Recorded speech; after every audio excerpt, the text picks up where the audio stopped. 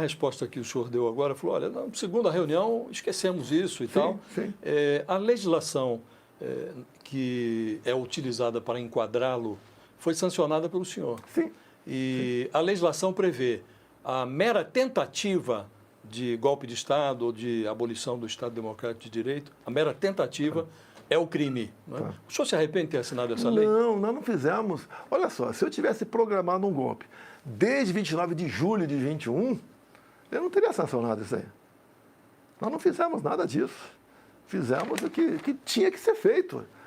Agora, alguém achar que usar um dispositivo, pensar em usar um dispositivo constitucional, isso seria uma tentativa de golpe, aí não dá para a gente ter uma conversa civilizada sobre o assunto.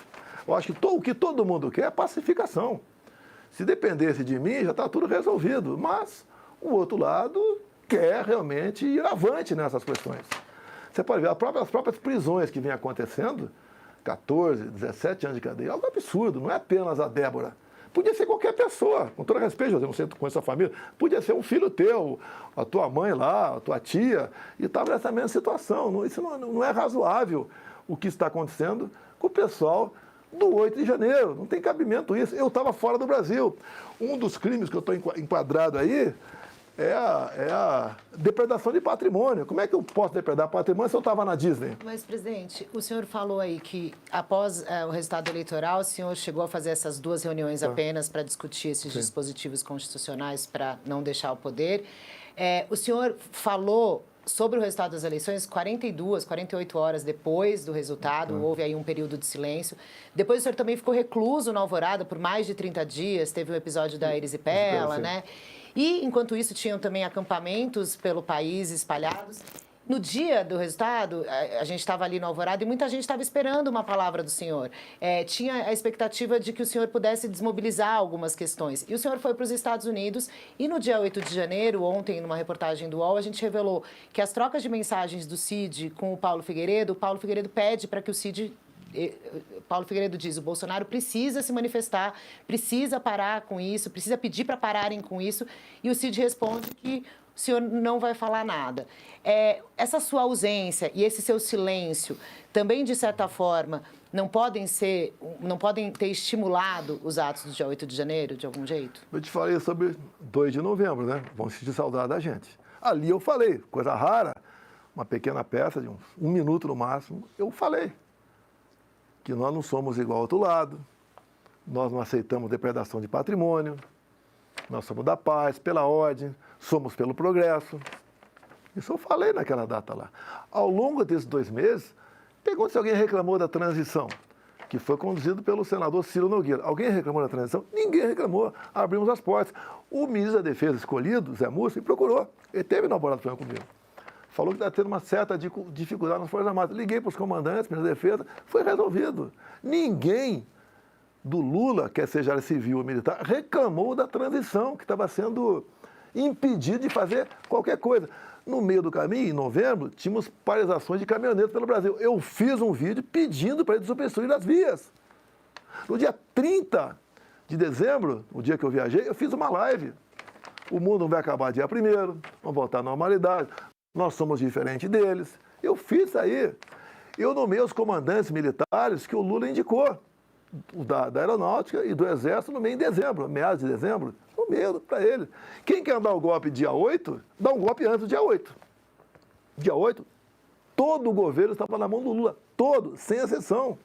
Estava PF, PRF, os comandos das Forças Armadas, está tudo com ele. Mas quando o senhor recebeu a notícia de que a Praça dos Três Poderes e o Palácio, o Congresso e o Supremo estavam sendo invadidos e depredados, como é que foi a sua reação? O senhor não achou que seria importante uma palavra do senhor naquele momento? Você procura aí, tem, acho, 2 tweets meus contrário àquilo.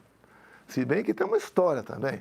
Se você pega vídeos outros perdidos por aí, quando o pessoal do acampamento chegou ali, já estava tudo depredado. Você vê a imagem de uma mulher sozinha depredando o Palácio da Presidência da República, sozinha.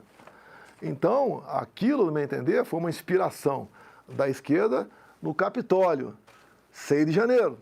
E foi o que foi feito. Tanto é, eu entendo, Josias, se eu tivesse aqui no Brasil dia 8, estaria preso até hoje. Talvez até morto. Entendo isso aí.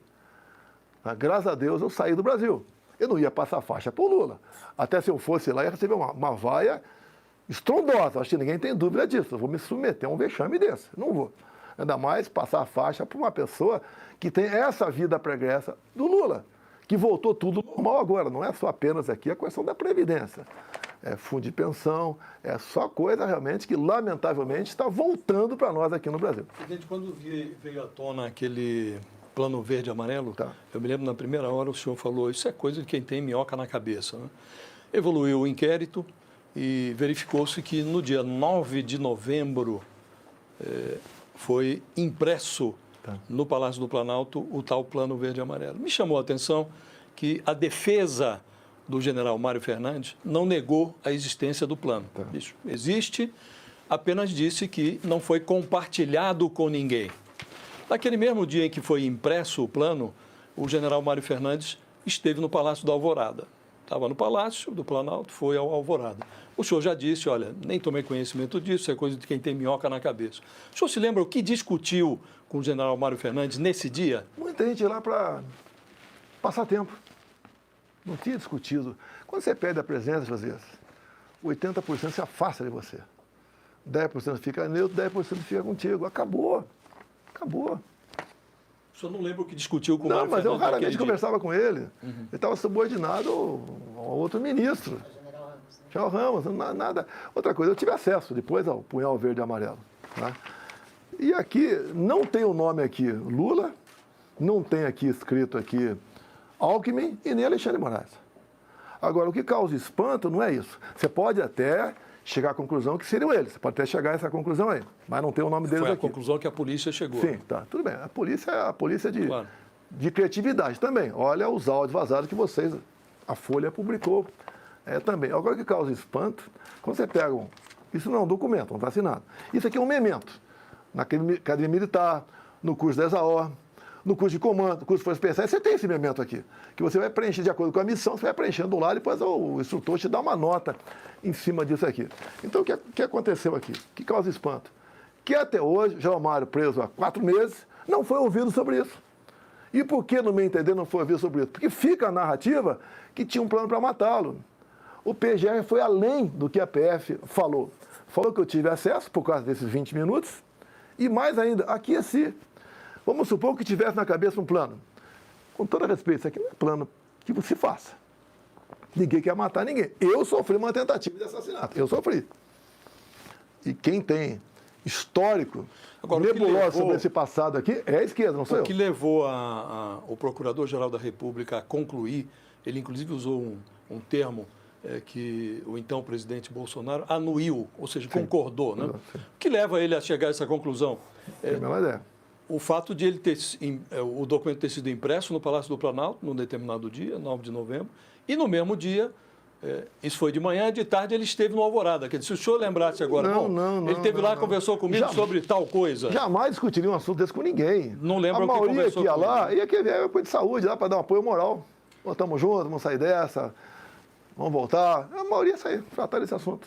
Você não pode falar em fazer algo grave, como sou acusado, perdendo eleições.